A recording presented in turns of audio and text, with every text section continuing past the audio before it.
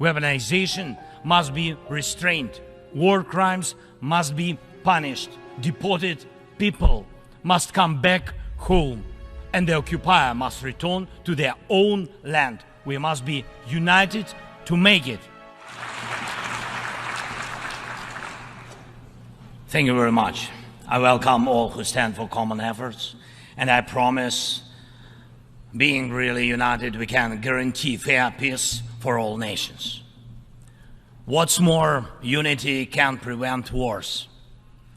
Ladies and gentlemen, Mr. Secretary General, Mr. President, fellow leaders, this call saw many wars, but not as active defender against the aggressions. In many cases, the fear of war, the final war, was the loudest here, the war after which no one would gather in the General Assembly Hall again.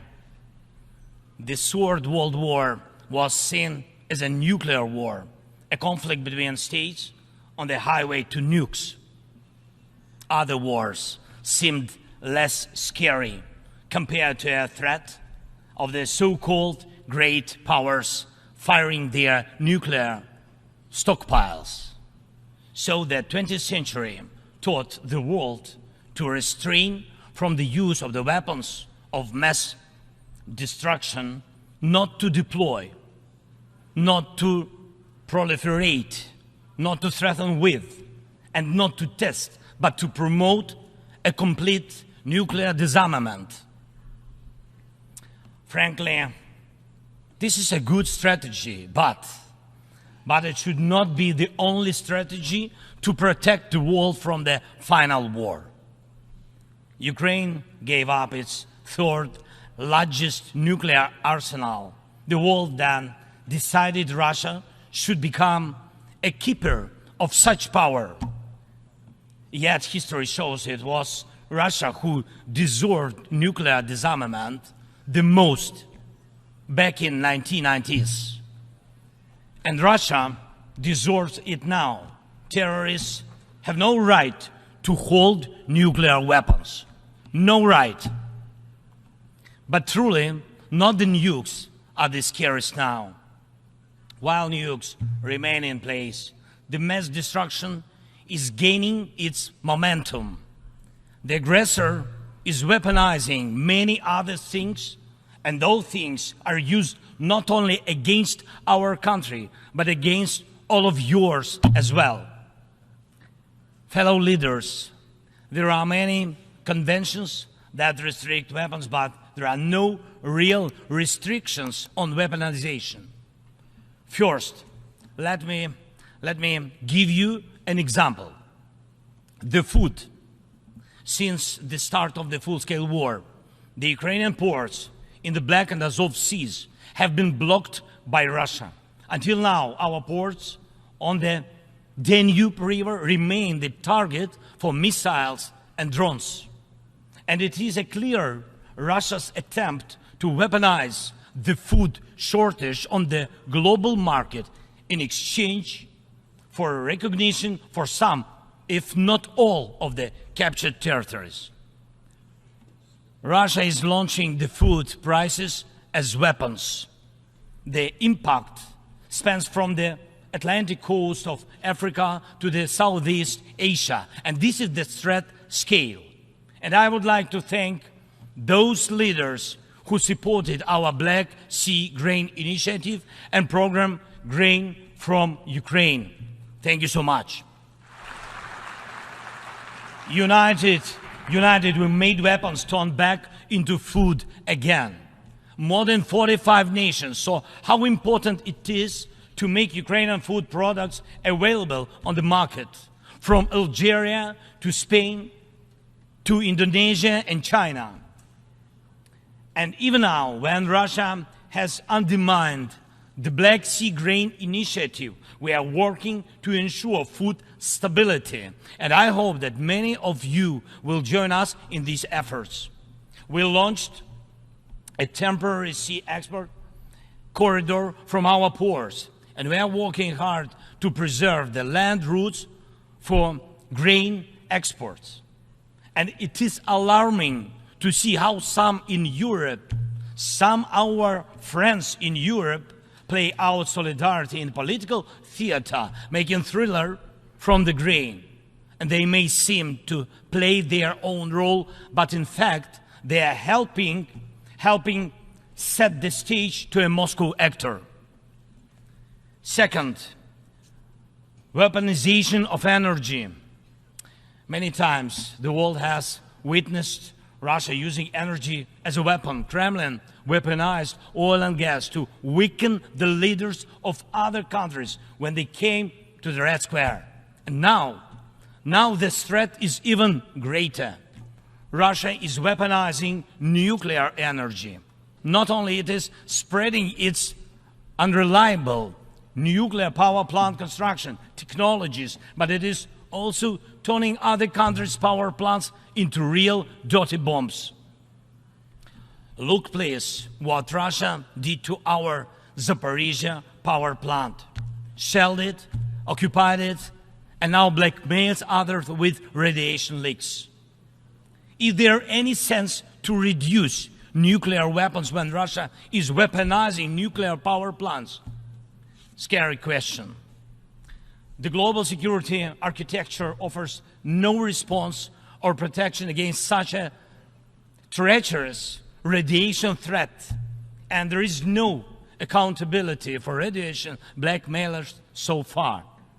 The short example is children.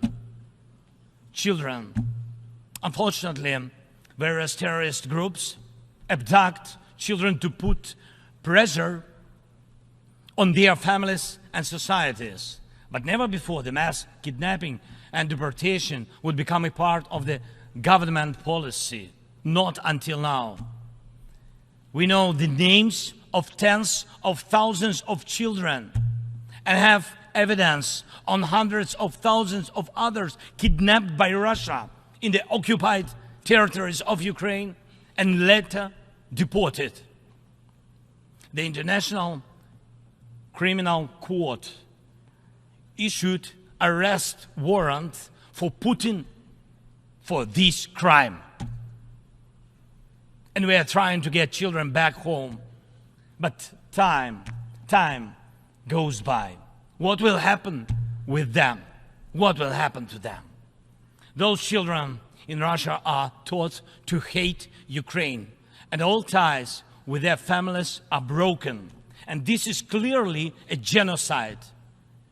When hatred is weaponized against one nation, it never stops there. Each decade, Russia starts a new war.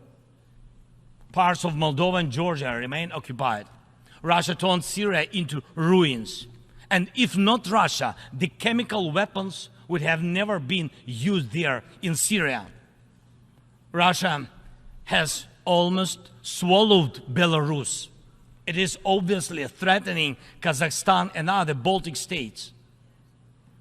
And the goal of the present war against Ukraine is to turn our land, our people, our lives, our resources into a weapon against you, against the international rules-based order. Many seats in the General Assembly Hall may become empty if Russia succeeds with its treachery and aggression. Ladies and gentlemen, the aggressor scatters deaths and brings ruins even without nukes, but the outcomes are alike.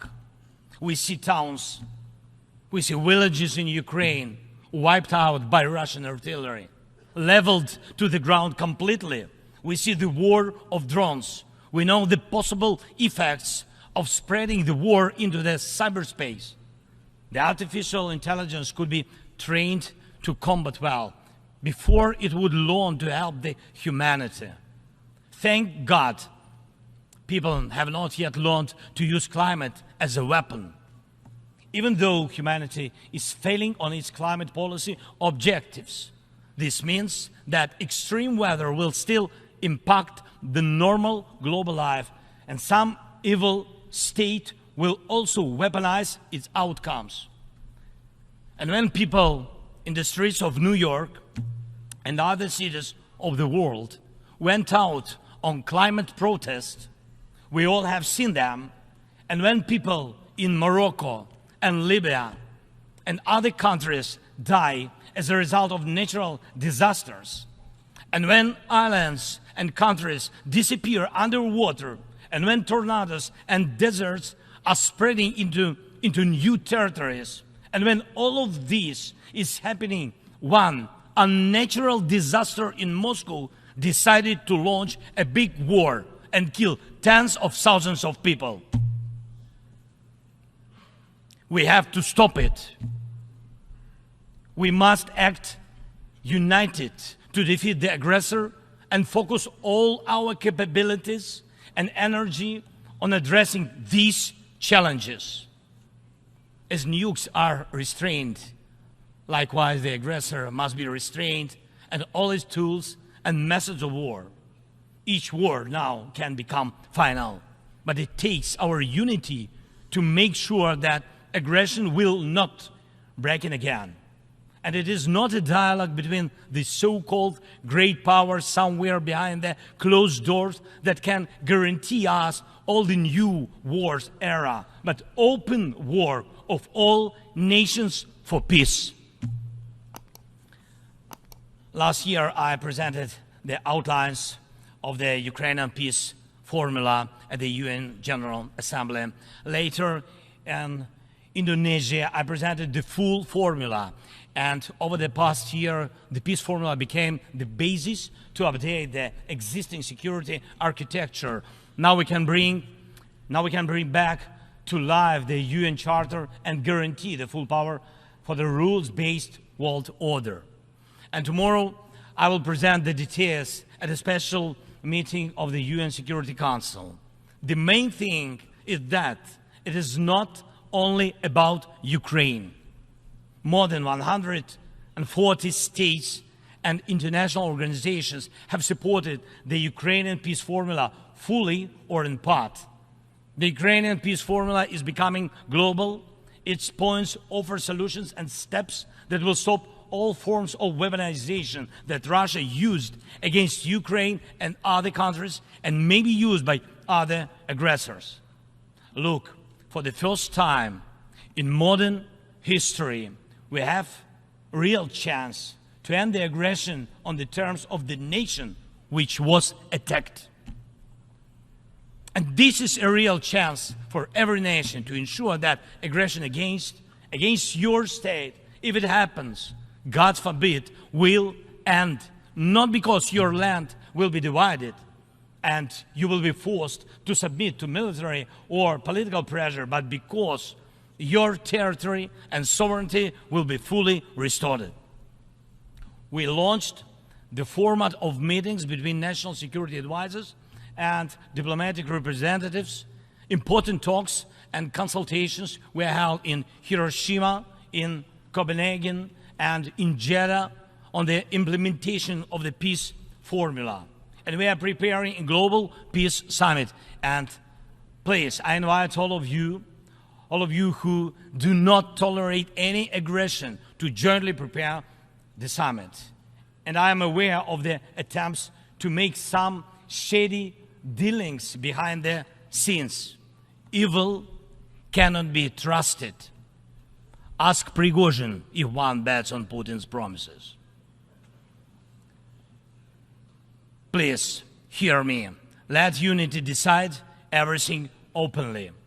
While Russia is pushing the world to the final war, Ukraine is doing everything to ensure that after Russian aggression, no one in the world will dare to attack any nation. Weaponization must be restrained.